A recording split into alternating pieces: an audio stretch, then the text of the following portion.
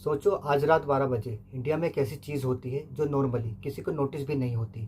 कोई अनाउंसमेंट नहीं, कोई ब्रेकिंग न्यूज़ नहीं, कोई सायरन नहीं।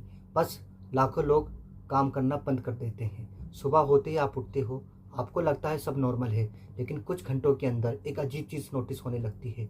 सब्जी मंडी में सप्लाई कम हो रही है, पेट्रोल पंप्स पर क्यूज़ बढ़ रही है, मेडिकल स्टोर में कुछ मेडिसिन अनअवेलेबल होने लगती है, फैक्ट्रीज में रॉ मटेरियल नहीं पहुंच रहा, ऑनलाइन ऑर्डर प्लेस हो रहा है लेकिन डिलीवरी नहीं आ रही।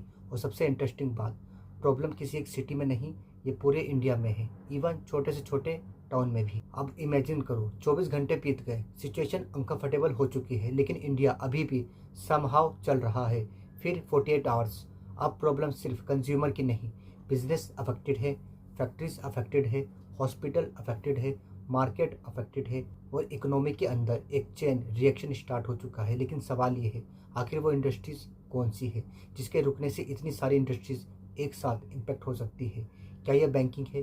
क्या ये इलेक्ट्रिसिटी है? क्या ये टेलीकॉम है? क्या ये ऑयल इंडस्ट्री है? आज हम इसी मिस्ट्री को सोल्व करेंगे और वीडियो के एंड तक आपको समझ आ जाएगा कि इंडिया की इकोनॉमी में एक ऐसी इंडस्ट्री है जिसे हम रोज़ देखते हैं लेकिन उसकी इम्पोर्टेंस को ऑलमोस्ट कभी नोटिस नहीं करते। चलिए एक सिंपल एग्जांपल से स्टार्ट करते हैं। आप सुबह ब्रेकफास्ट करते हो, मिल्क, ब्रेड, एग्स, फ्रूट। आपको क्या लगता है ये सब चीज़ें बस दुकान पर अपीयर हो चुकी हैं? ऑब्वियसली नहीं। मिल्क को डेयरी से कलेक्शन सेंटर तक जाना है, वहाँ से प्रोसेसिंग प्लांट, प्लांट से डिस्ट्रीब्यूशन सेंटर, डिस्ट्रीब्यूशन सेंटर से होलसेलर और फिर रिटेलर तक। तब जाकर मिल्क आपके घर के पास वाली शॉप पर पहुँच जाता है। ब्रेड का भी कुछ ऐसा ही जर्नी है, फ्रूट्स का भी, वेजिटेबल का भी। और ये सिर्फ फूड की बात नहीं है, petrol, medicine, cement, steel, electronics, mobile phones, clothes, सबके पीछे एक इनविजिबल नेटवर्क काम करता है और इसी नेटवर्क को हम ब्रॉडली कहते हैं लॉजिस्टिक। लॉजिस्टिक का मतलब सिर्फ ट्रक नहीं है, ये एक कंप्लीट सिस्टम है। Transportation, warehousing, port, air cargo, distribution centre, और इन सब के बीच इंफॉर्मेशन और टेक्नोलॉजी। इंडिया का लेटेस्ट ऑफिशियल असेसमेंट बताता है कि 23-24 में कंट्री का aggregate logistic cost approximately 24.01 lakh crore था। जीडीपी का अराउंड 7.97%। मतलब ये कोई छोटा सेक्टर नहीं है, ये इकोनॉमी के ऑलमोस्ट हर कॉर्नर को कनेक्ट करता है। और इंटरेस्टिंग पार्ट ये है कि गवर्नमेंट खुद लॉजिस्टिक कॉस्ट को इंपोर्ट्स, एक्सपोर्ट, परफॉर्मेंस और कॉम्पिटिटिवनेस से डायरेक्टली कनेक्टेड मानती है। लेकिन अभी भी हमने मेन क्वेश्चन का आंसर नहीं दिया, 48 आवर्स में एक्चुअली क्या होगा? तो चलिए क्लॉक स्टार्ट करते हैं।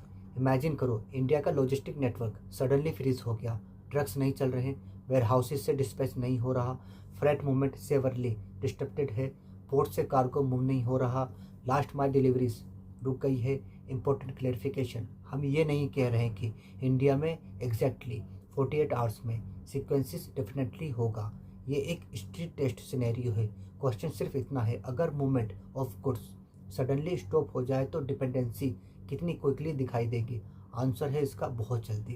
पहले 12 घंटे में आम आदमी को शायद कुछ एहसास नहीं होगा, क्योंकि स्टोर्स के पास एग्जाइटिंग इन्वेंट्री है, पेट्रोल स्टेशन के पास स्टॉक है, सुपरमार्केट के वेयरहाउसेज में प्रोडक्ट है, रेस्टोरेंट के पास इंग्रेडिएंट्स है, हॉस्पिटल के पास इमरजेंसी स्टॉक है, यानी सिस्टम के पास एक क्यूजन स्टॉक है।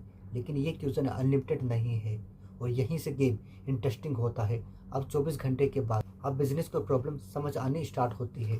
एक फैक्ट्री को रॉ मटेरियल चाहिए, रॉ मटेरियल वेयरहाउस में नहीं, वेयरहाउस को सप्लायर से मटेरियल चाहिए, सप्लायर का शिपमेंट मूव नहीं हो रहा, सप्लायर के पास अभी भी रॉ मटेरियल किसी और सप्लायर से नहीं आया, और सडनली एक सिंपल डील है मल्टीपल बिजनेस को अफेक्ट करने लगता है।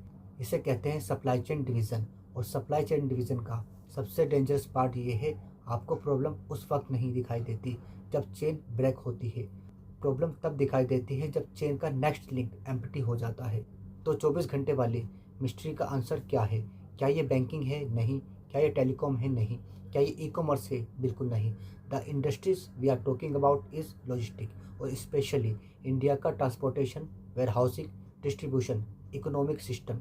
ये इंडस्ट्री ग्लैमर्स नहीं लगती, इसके वर्कर्स मोस्टली हेडलाइंस में नहीं आते, इसके ट्रक्स को हम ट्रैफिक में देखकर इरिटेट हो जाते हैं, वेयरहाउस को हम नोटिस नहीं करते, डिलीवरी नेटवर्क को हम तब तक याद नहीं करते जब तक पार्सल लेके नहीं आता। लेकिन रियलिटी ये है, आपके घर की सेल्फ से लेकर इंडिया फैक्ट्रीज तक किसी न किसी पॉइंट पर लॉजिस्टिक खड़ी है। और शायद लॉजिस्टिक की सबसे इंटरेस्टिंग बात यह है कि सक्सेसफुल लॉजिस्टिक वही होती है जिसके बारे में आपको सोचना ही ना पड़े। आपको सुपरमार्केट में मिल्क मिल गया, आपको पेट्रोल मिल गया, हॉस्पिटल में मेडिसिन मिल गई, फैक्ट्री में रॉ मटेरियल पहुंच गया, ऑनलाइन ऑर्डर टाइम पर आ गया। आपको लगता है सब कुछ नॉर्मल है, लेकिन उस नॉर्मल के पीछे लाखों drivers, warehouse worker, delivery personal, rail network, ports, truck, ship, warehouses, technology system और काउंटलेस बिजनेस 24/7 एक इनविजिबल नेटवर्क को चला रहे हैं। और इसके लिए इंडिया की इकोनॉमी को समझने के लिए सिर्फ बैंक, स्टॉक मार्केट और बिग कंपनीज को देखना इनफ नहीं है। कभी कभी इंडिया की रियल पावर उन लोगों के हाथ में होती है जिनके नाम हम जानते भी नहीं। एक ट्रक ड्राइवर, एक वेयरहाउस वर्कर, एक लोडर, एक डिलीवरी पर्सन, एक फ्रेट ऑपरेटर, एक पोर्ट वर्कर और उन सबको कनेक्ट करने वाला logistic network. So next time जब आपको एक नॉर्मल प्रोडक्ट सुपरमार्केट की सेल्फ लाइफ में दिखे तो एक सेकंड के लिए सोचना ये यहाँ तक कैसे पहुँचा।